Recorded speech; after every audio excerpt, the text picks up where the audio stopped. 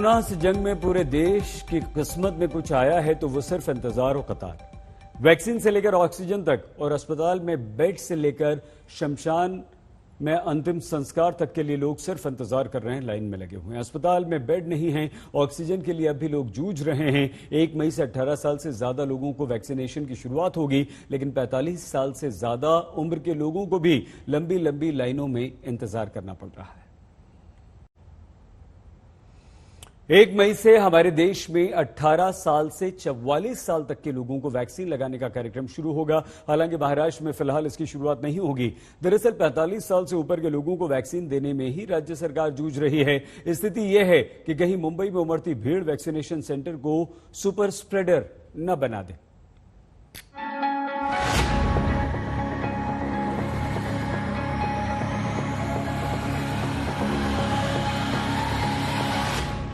बेबार हम लोग लाने वाले नहीं है मोदी। जहाँ तक मेरी नजर जा रही है, यकीन मानिए यहाँ पर खड़े होकर जहाँ तक मेरी नजर जा रही है, मुझे मुंबई वासी एक कतार में नजर आ रहे हैं। मोदी जी को कहिएगा कोरोना ऐसा नहीं होना है ना, वैक्सीन या बिना वैक्सीन के ऐसे कोरोना जरूर हो जाएगा।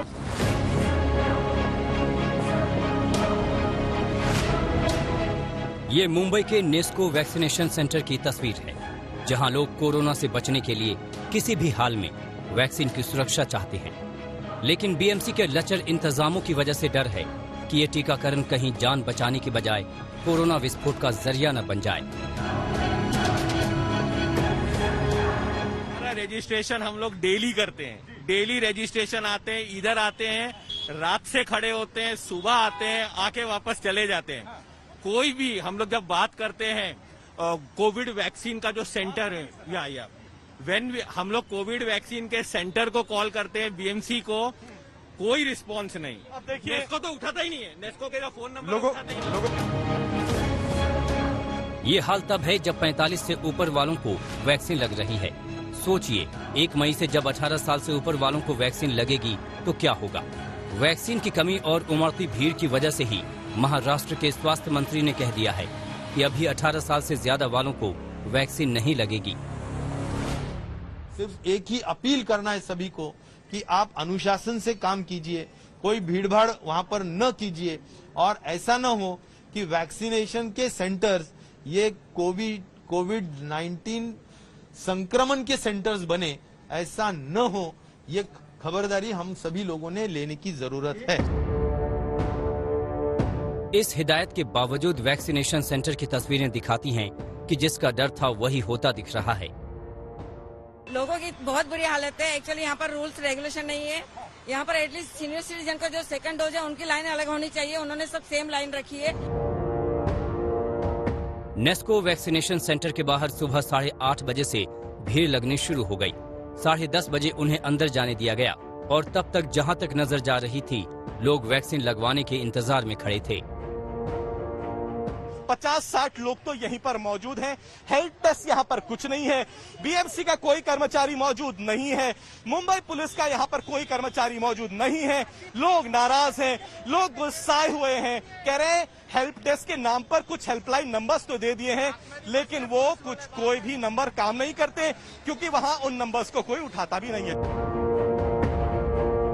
नेस्को सेंटर से पहले Pankaj Upadhyay BKC jumbo vaccination center पहुंचे। यहाँ भी वैसी ही लंबी कतार नजर आई। बीकेसी जंबो वैक्सीनेशन सेंटर से अनाउंसमेंट किया जा रहा है कि इस सेंटर के पास सिर्फ 5000 वैक्सीन की डोजेस अवेलेबल हैं, इसलिए लोग जो जल्दी आ गए हैं वो वापस अपने घर में जा सकते हैं। यानी गारंटी नहीं है कि अगर आप यहां पर खड़े हैं आपका नंबर आ ही जाएगा और आपको वैक्सीन मिल ही जाएगी।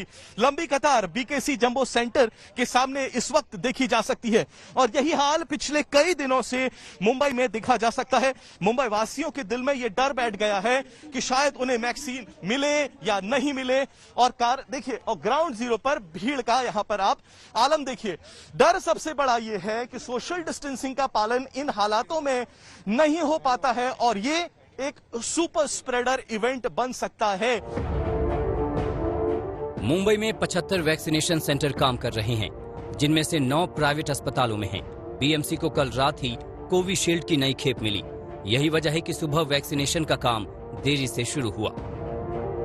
पंकज उपाध्याय, मुंबई, आज तक। केंद्र सरकार ने 1 मई से 18 साल से ज्यादा लोगों के लिए वैक्सीनेशन का ऐलान तो कर दिया, लेकिन राज्य ये कह रहे हैं कि उनके पास तो वैक्सीन ही नहीं है। 1 मई से तीसरे चरण में 18 से 44 साल के लोगों का वैक्सीनेशन होना है। रजिस्ट्रेशन बुधवार शाम 4 बजे शुरू हो गई, लेकिन कोविन की साइट में शुरुआती कुछ मिनटों में दिक्कत आ गई। इसे कुछ देर के बाद ठीक किया गया और तब रजिस्ट्रेशन आगे बढ़ा। 18 साल से 44 साल के आयु वर्ग के लिए राज्यों को वैक्सीन निर्माताओं से सीधे वैक्सीन खरीदनी है। निजी अस्पताल भी वैक्सीन खरीदकर वैक्सीनेशन ड्राइव चला सकते हैं।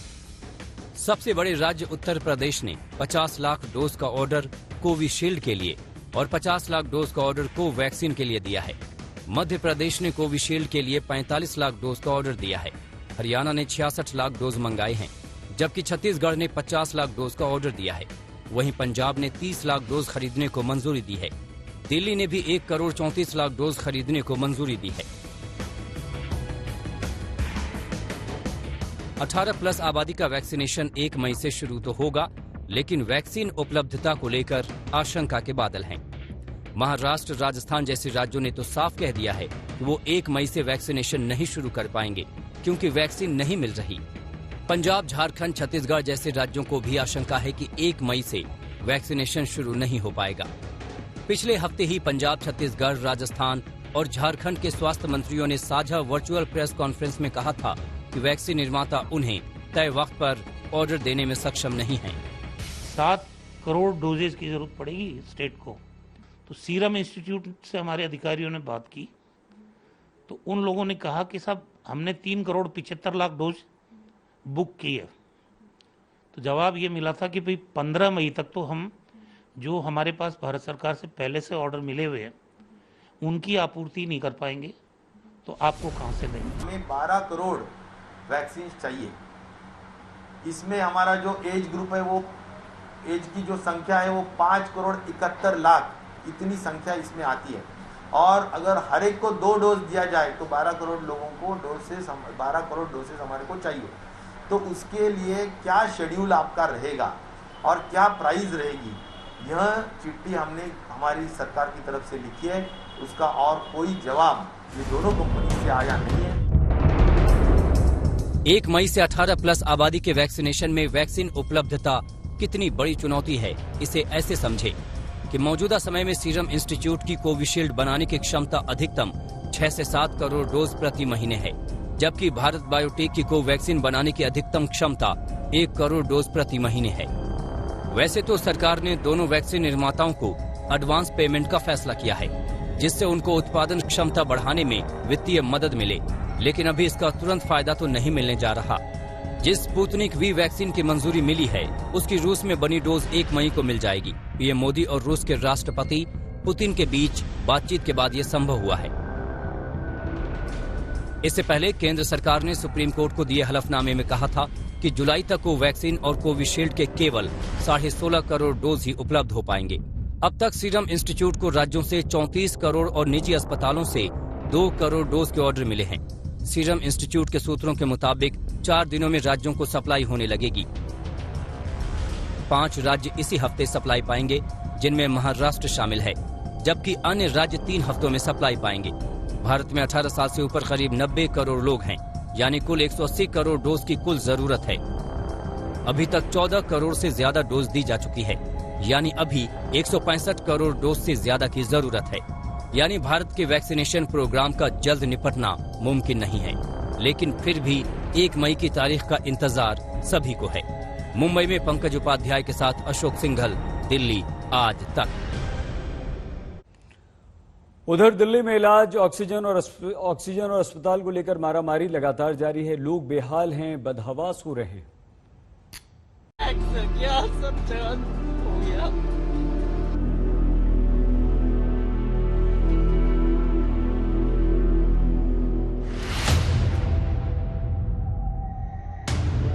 किसी को बेड नहीं मिल रहा, किसी को ऑक्सीजन नहीं मिल रही, किसी को दवाई नहीं मिल रही है और किसी को अपना मरीज नहीं मिल रहा।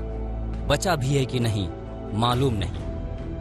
सांस लेने में प्रॉब्लम हुई थी तो बेड्स कहीं नहीं मिल रहे थे, यहाँ बेड्स मिला तो ठीक है हमने यहाँ करा दिया। उसके बाद से उनकी कोई भी जानकारी नहीं है, हमें ना बात करवाई गई, ना कोई इन्फॉर्मेशन, ना कुछ।